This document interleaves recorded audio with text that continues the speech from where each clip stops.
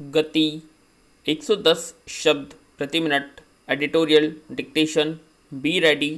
3, 2, 1 start. आपदा के वक्त अपेक्षा की जाती है कि लोग अपने राजनीतिक स्वार्थ, जाति, धर्म, वर्ग, वर्ण जैसे संकीर्ण दायरों से ऊपर उठकर एक दूसरे का सहयोग करें, विपत्ति से पार पाने के रास्ते तलाश करें। मगर राजनीतिक दलों को वह भी एक सियासी अवसर के रूप में नजर आता है, तो इसे विडंबना के सिवा और क्या कह सकते हैं। इस वक्त जब पूरा देश कोरोना संक्रमण को रोकने, संक्रमितों की जरूरी उपचार और सुविधाएं उपलब्ध कराने, इस संक्रमण से पैदा दूसरे कुप्रभावों को रोकने, टीकाकरण अभियान को व्यापक बनाने के उपायों पर विचार कर रहा है। कुछ राजनीतिक दलों को इसमें दिखने वाली कमियों के बहाने सत्ता पक्ष पर हमला बोलने का अवसर मिल गया है। सत्ता में असंतुष्ट कुछ राजनेता भी इस बहाने अपनी खुन्नस निकालते देखे जा रहे हैं। सत्ता पक्ष भी पलटवार करते हुए विपक्षी दलों से निपटने में उलझा नजर आता है। अब एक नया टूल किट प्रकरण विवाद का विषय बन गया, जिसे लेकर सत्तारूढ़ भाजपा ने विपक्षी कांग्रेस पर आरोप लगाया कि वह इस टूल किट के जरिए प्रधानमंत्री की छवि खराब करने का प्रयास कर रही है। इस पर कांग्रेस भी हमलावर हुई और उसने इस प्रकरण को भाजपा की ही कारस्तानी करार दिया। इसे लेकर दोनों गुत्थम गुत्था हैं। इसे कोरोना समय में अब जब स्वास्थ्य सुविधाओं की कमी के कारण आम लोगों का हाल बेहाल है, तब राजनीतिक स्वार्थों का टकराव एक तरह से असल मुद्दे से ध्यान भटकाने की कोशिश ही कही जाएगी।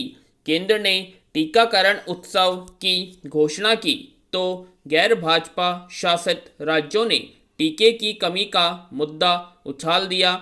इस पर कई दिन तक बहसें चलती रही। यह तक कि टीके की कमी का पोस्टर छापकर दिल्ली के कुछ इलाकों में चस्पा कर दिया गया। फिर ऑक्सीजन की कमी को राजनीतिक रंग दे दिया गया। सत्ता पक्ष ने भी ऑक्सीजन उपलब्ध कराने वाले विपक्षी नेताओं और पोस्टर चिपकाने वालों के खिलाफ कार्रवाई करके बेवजह किरकिरी बटोरी।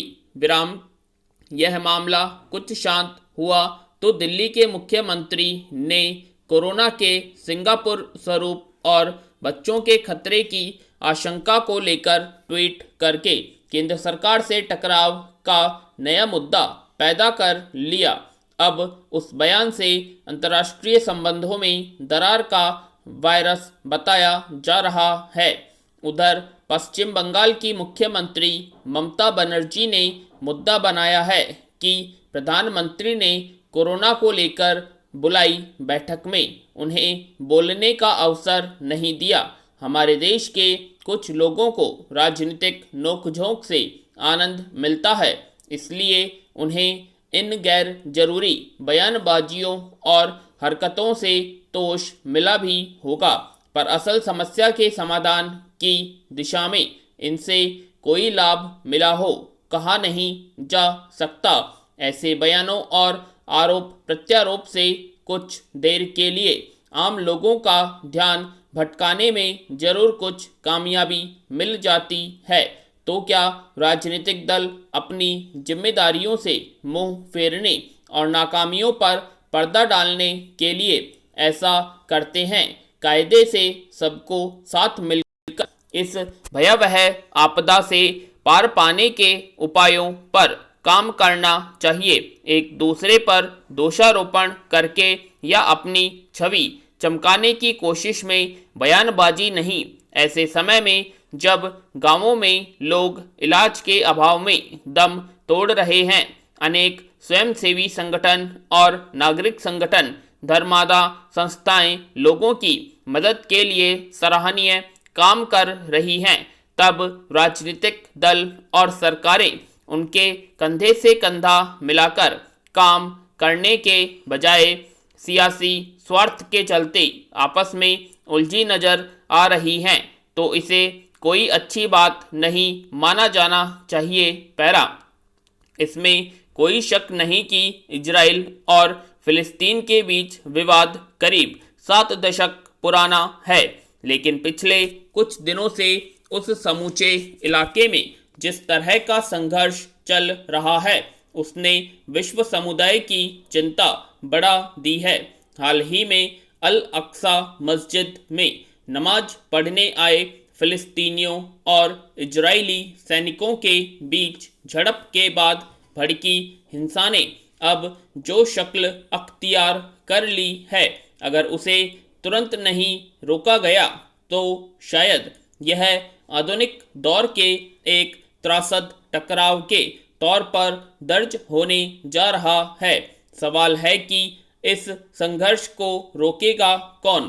कहने को संयुक्त राष्ट्र के जिम्मे दुनिया भर में किसी भी वजह से होने वाले ऐसे युद्धों को रोकने का दायित्व है, लेकिन यह किसी से छिपा नहीं है कि या तो वह महज औपचारिक प्रतिक्रिया जाहिर कर अपनी जिम्मेदारी पूरी कर लेने वाली संस्था के तौर पर सिमटकर रह गया है, या फिर उस पर अमेरिका जैसे ताकतवर देशों का प्रभाव कम करता है। अब अगर अमेरिका खुद परोक्ष रूप से इजराइल के पक्ष में खड़ा है, तब ऐसे में हल या फिर कम से कम तात्कालिक तौर पर वहां फैली व्यापक हिंसा पर रोक लगाने की उम्मीद कहां से आएगी? पैरा, गौरतलब है कि अल अक्सा मस्जिद पर भड़की हिंसा के बाद इजरायली सैनिकों के हमले में अब तकरीबन 250 फिलिस्तीनियों की जान जा चुकी है, जिसमें 5 दर्जन से ज़्यादा बच्चे थे। दूसरी ओर हमास के हमले में इजराइल से 12 लोगों की मौत हुई। संघर्ष या टकराव की बुनियाद में जो कारण है उस पर बात करना अब शायद इजराइल को अपने पक्ष में या फिर सुविधाजनक नहीं लगता है। दूसरी ओर हमास को समस्या के हल का अकेला रास्ता हिंसक टकराव लगता है। सच यह है कि फिलिस्तीन के एक हिस्से में एक देश के रूप में अस्तित्व में आने के बाद से अब तक इजराइल ने खुद को सैन्य मोर्चे पर इतना ताकतवर बना लिया है कि युद्ध में उनका सामना करना अकेले हमास के बूते संभव नहीं है। दूसरी ओर फिलिस्तीन के पास स्थायी सेना तक नहीं है और ईरान जैसे कुछ देशों के सहयोग से हमास ही इजराइल के खिलाफ जंग लड़ता है। समस्या यह है कि हमास को अंतर्राष्ट्रीय पटल पर कोई वैध हैसियत हासिल नहीं है और उसे एक आतंकवादी समूह के तौर पर देखा जाता है। यही वजह है कि हमास से संघर्ष के मसले पर इजराइल को अमेरिका या दुनिया के कई देशों का औपचारिक समर्थन मिल जाता है। पैरा, युद्ध के मोर्चे पर इजराइल के पक्ष में एक तरफा तस्वीर और अमूमन हर बार के टकराव में फिलिस्तीनी जान माल की व्यापक हानि के बावजूद न तो संयुक्त राष्ट्र को दखल देकर समस्या का स्थायी हल निकालने की जरूरत नहीं लगती है, न दुनिया के दूसरे ताकतवर और विकसित देश फिलिस्तीन के पक्ष में कोई ठोस हस्तक्षेप कर पाते हैं।